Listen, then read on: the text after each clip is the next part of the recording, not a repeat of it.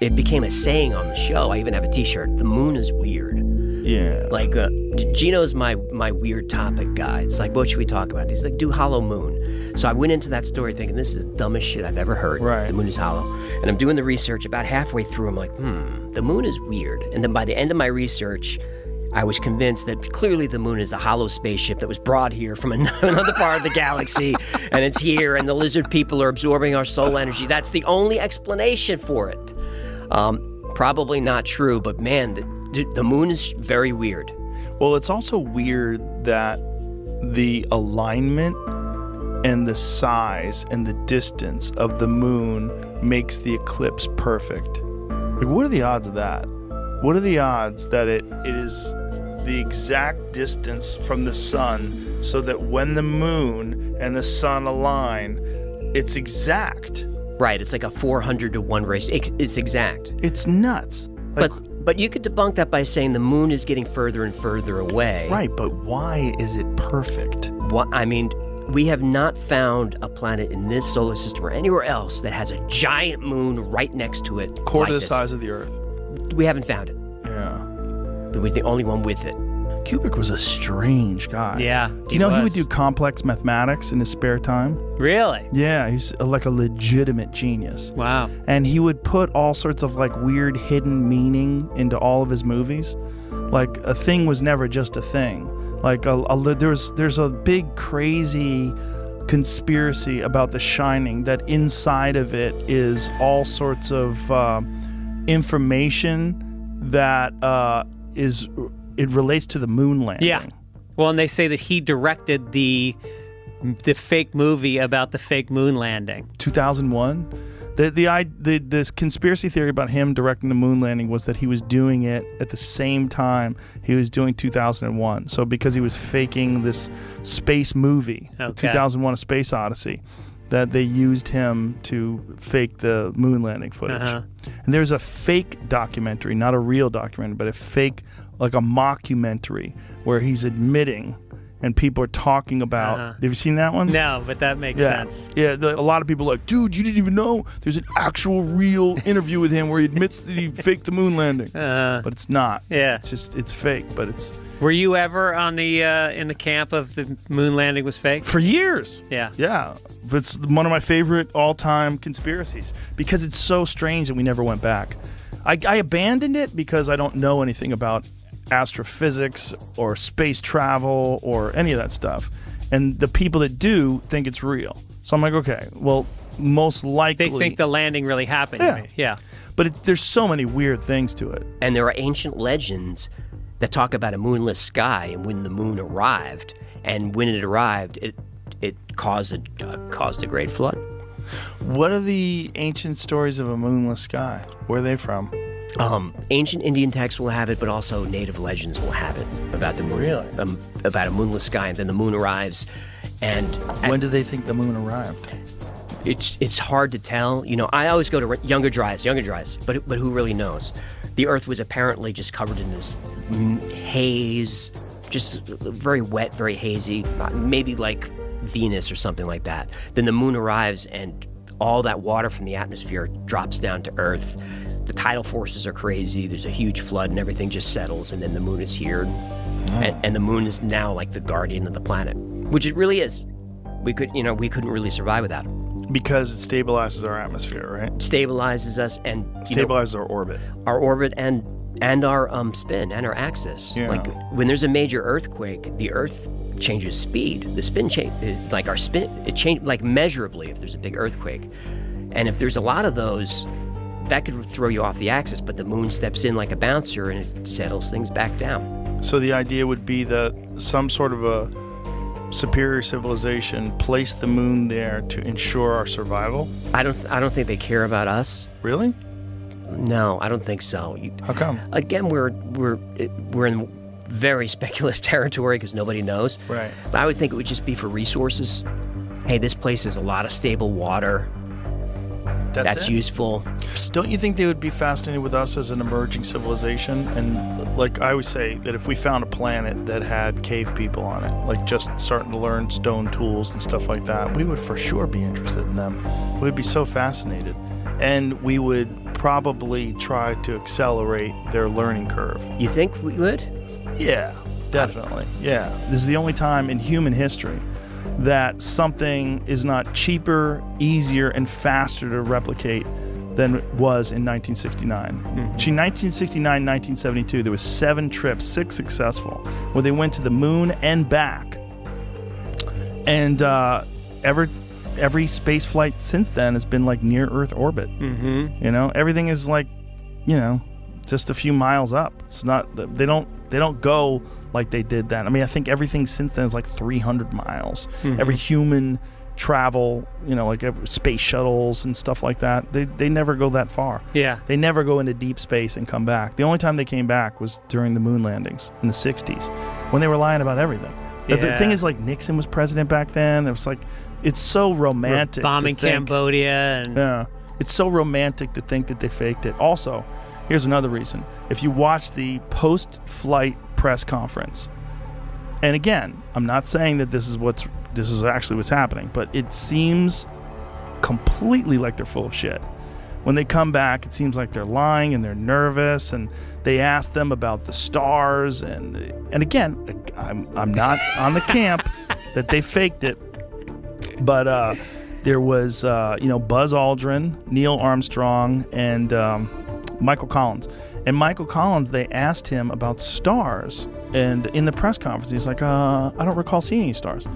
The problem with that is, like, Michael Collins never left the lunar module. He wasn't supposed to be one of the guys that was on the surface of the moon. He was up in the craft that was circling, that was in orbit around the moon. And then later, when he wrote a book about it, he talked about how magnificent the stars looked. So he has inconsistencies. So the hoax people point to that. So this is the one. He hops by, and as he hops by, the breeze makes the flag blow. Because he's in an air environment. He's not on the moon. Right. That is a weird one. Do it again. Look at this. As he hops by, he doesn't touch the flag. Now, can I do But the devil's flag blows. advocate? What do you call it? Steel what? Steel man. Okay, the reason why it's doing that and really on the moon is because there's micrometeorites hitting him and they're bouncing off of him and hitting the flag. What? Is that a pretty good one? Is that real? No, I just... Oh, I thought they were trying that one. I was trying to come up with an Micrometeorites. excuse as to why the moon landings are real. You like that one? That is a good one. Micrometeorites will mess you Well, up. actually, Von Braun, we found publications of his. Mind you, my film cost $1 million. It was financed by a board member of an aerospace company who builds rockets for NASA, who knows it's fake, who gave me $1 million to produce these films as his patriotic duty to expose it. We found documentation from Von Braun that says every 24 hours on the moon, there's a 50% chance of a catastrophic, deadly error because of decompression from a micrometeorite. So they were there 3 days. They were 150% chance they would have been killed from a micrometeorite. Grain of sand traveling through space at 25,000 miles an hour. And he said you would have to immediately go into a cave once you landed. They never did that. He also said in writing, in order to go to the moon in one rocket, he says that cannot happen. You need 3 rockets, each being 10 times the tonnage of the Queen Mary, or some 800,000 tons each, in order to go to the moon. And the Saturn V was 2,500 tons, not 800,000 tons. We have that in writing. That was from his book, right? And That's what year right. was that? I think that came out in 1959, and then he recanted on his math shortly thereafter by 30,000%. And now Elon Musk wants to, quote, return to the moon. And he says to return to the moon, we need to make 9 fuel trips first to ferry the fuel necessary to be able to go to the moon from there. That's exactly what Von Braun said in one of my clips at Sabrel.com. You have to make multiple fuel trips to go to the moon first to a space station, and then from there you can go. They also point to the inconsistencies of the actual movement of the astronauts on the moon. Like, there's videos that make it look like they were on wires. There's videos that there's like they the back fall of down, his suit is being pulled by something. It's weird. But again, like, when was the last time you saw someone in 1/6 Earth's gravity? Maybe things just look weird. But there's a video of them where it looks like they're on trampolines, which is very strange. They're bouncing around on the surface of the moon, like literally, and you can't see their feet, or they're like hidden behind equipment. They're just bouncing up in the air, and like, it's fun. It's fun to think that Kubrick faked it all. What made you make the switch from like being a moon landing denier to like That's a good question. crazy if you don't No, I don't think we're crazy. No, this is my take on it. Absolutely, I don't know enough about astrophysics, about space travel, about the science that's the work that's been done about how to get a rocket to the moon and back. I definitely don't know enough. It's rocket science. And I've looked at a lot of very compelling documentaries that explain why they think it was hoaxed. And they'll show you some footage, and you can look at some of the footage, and it looks fake as fuck. There's some footage that, to me, looks really doctored. There's to this day? Yeah, to this day. There's some when you ever seen ones where it looks like they're on wires, like the astronauts are on wires? I have. There's some where there's a video where they look like they're on a trampoline. They're bouncing around on trampolines. The physics are different in different videos. This is where it gets weird. Like, the physics are different from the Apollo 11 moon landing. We see them waddle around on the surface of the moon. They're moving at like half speed. And then you see them in other ones, like the one where they bounce around the air. You're like, wow, they're moving different. They're in the same thing, but it looks different. The first one was very grainy. They showed it on a projection screen. Right. There's a couple different possibilities. One possibility is it just looks weird because it's on the moon, and your brain is trying to interpret it, and your brain's going, well, that's fake, because you don't really understand what 1/6 Earth's gravity really does to a body. That's one possibility. Another possibility, which has been shown to be true, is that some of the stuff that they passed off as being legitimate photographs of space travel was actually test runs where they blacked out the background and pretended that they were in space. And there's one really clear example of this. It's Michael Collins. Michael Collins, who was a guy who was aboard Apollo 11. Right. And Gemini 15, there's a photo of him in the middle of a, what is it when they walk around outside the spacewalk? They call it a spacewalk? Why does that seem like a bad word? It's like spacewalk? Like, if it doesn't seem like that's the official title. Well, he's in the middle of a spacewalk. It's probably something more. Yeah. A little more syllables. Yeah, something slicker. Anyway, so he's doing the spacewalk, and he's got this harness on. He's holding on to this, like, thing. And it was apparently just an image that had already been published of him in a training exercise. How did Stanley Kubrick get those lenses? Maybe at the NASA garage sale they had in 1971, where they sold all the stuff on the front lawn. Okay, so the story I got told, which I want to ask you about, is they obviously is the middle of the Cold War, right? And the moon landing was a flex by the Americans. It was a big deal, right? So they rehearsed the shit out of that. Who did they rehearse it with? Well, the best director in the world. So they brought in a young Stanley Kubrick, and he filmed the rehearsals. So they had to rehearse everything before they went up there. So I'm not saying the moon landings didn't happen. I think they definitely did happen. So who's saying that Stanley Kubrick filmed the rehearsals? I can't remember who told me this. That sounds like horseshit. But how did he have the time? Sorry, how did he get the lenses from NASA? How did he get the lenses? He definitely had the NASA lenses. Well, he bought them from NASA? Well, you know, he was he got paid in genius lenses. Mathematician. You know, I didn't know that. Yeah, he used to do complex equations in his spare time. Yeah, he was a genius, like a legitimate genius. So he probably had a deep connection to the scientific community, and he probably maintained that all throughout doing 2001. So, you know, Kubrick was the way he would do films was there were so many layers to his films. Like, there's so many layers to The Shining, you know? He said this brilliant thing about movies. He said, if you want to tell a story, make people feel something they don't have a name for.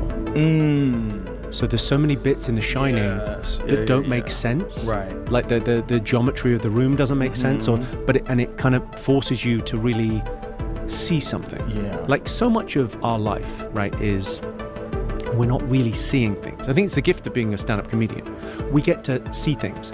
Mostly, guys of our age are just remembering things. Right, they don't have a lot of other experiences. Or they're having a very repetitive, if you commute every day to the same office, That's how you you don't get remember 365 days, it's kind of one memory, and then you're just on repeat. Right. Whereas if you have unique experiences, it's not that we don't have enough time, we just waste a lot of it, and we want unique, novel experience. And so part of the reason I travel the world is to have unique, novel experience and to see things in a different way. And sometimes when you watch like a Kubrick or a Tarantino movie, he's just seeing something in such a pure way. Yeah. It's incredible. Yeah, it's a unique artistic vision that makes you sort of, it just takes you out of mundane existence and go, wow, like this guy. Like 2001 is such a weird movie, man. I saw it again last year. I hadn't seen it in a long time, and I watched it again, and I was like, God, imagine making this film in, like, what was it, like 60, what year was it? Is it 70? No. Was it 70? 70, yeah, 69, 70 70s? No, it's 70. 68. What? Yeah, so it's before the moon landing, and it's all going on at the same time, which 68. It's incredible. yeah. If you said to me, do you think that they could fake the moon landing today? I would say no. I would say no. People are going to be able to track it. It's very easy. They have satellites. They're going to know everything. But in 1969, the technology was so crude that when they first showed the Apollo 11 landing, they didn't even show a direct feed to the networks. So like if you're on CBS News, you don't get a direct feed. What you do is you point a camera at a projection screen.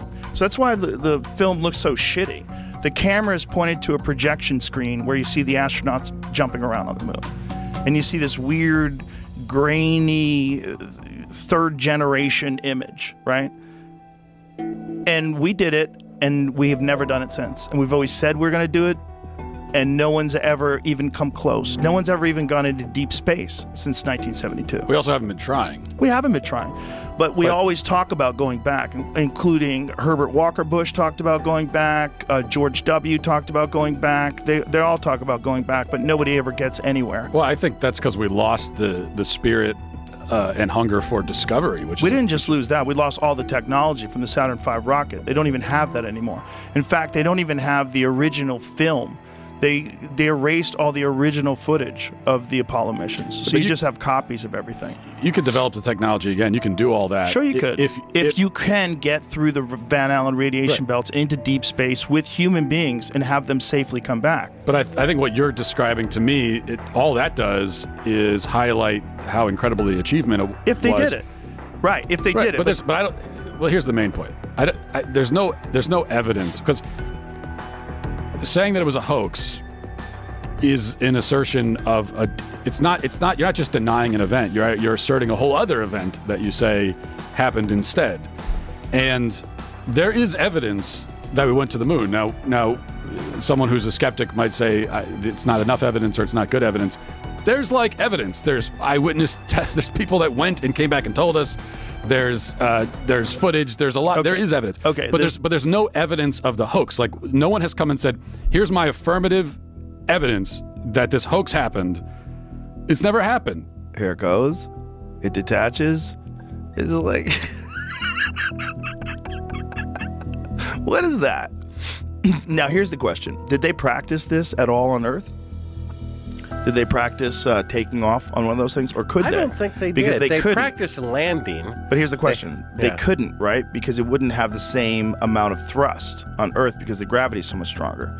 So that thing wouldn't have been operational on Earth, right? Well, they had a lunar lander simulator that Neil Armstrong almost got killed in 6 weeks beforehand. He couldn't fly it on Earth in the safety of a tried and true environment, and that was 6 weeks. Right, but also, beforehand. again, the gravity of Earth is much greater than the gravity of the moon. Well, they took that into account. It was supposed to be a simulation of it, but so it was more simulation- powerful to overcome Earth's gravity in comparison. Right. Yeah, but so then you're dealing with a totally different machine, and you're dealing with totally different factors. Maybe it would be easy with 1/6 Earth's gravity. Maybe easy, like wee, boom, it lands, and wee, it takes off. Apparently it was. But 1/6, I would like to know, like, how much thrust do you need to get off of the gravity of the moon if it's 1/6 Earth's gravity versus what it takes to get off of Earth? Like, what are those calculations, and how is that amount of force being generated by that thing? And is it?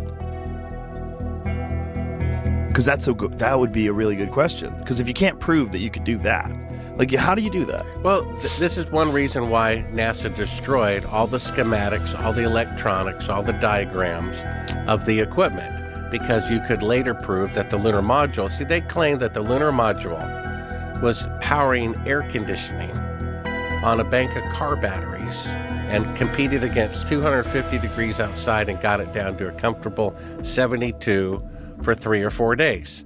I mean, you try that at home, with your car batteries. Also, batteries of today. Like, my That's right. Tesla only goes 350 miles That's if I right. drive real slow. And so they're saying they powered air conditioning off much more primitive batteries, 24 hours, 3 or 4 days in a row, against 250 degree outside. So this is an indirect proof. If you really went to the moon and spent $200 billion, you would never destroy the technology. But one of the clips we have is them saying that they intentionally destroyed all of the equipment to go to the moon. All the diagrams, all the hardware, all the schematics, all the original telemetry of where the rocket was at the time, and all the original videotapes. Ron Howard's grandfather warned him the moon landings were fake. He didn't listen. He wanted to make an IMAX movie. He went to NASA, said, give me all the originals so I can transfer it to HD, and project it at 120 feet wide. They said, give us a couple of days. And in those days, they lost every single original videotape from every single Apollo mission. Now, if you really went to the moon and spent $200 billion, the last thing you would do is destroy that technology. But if you perpetrated a fraud, that's exactly what you would do.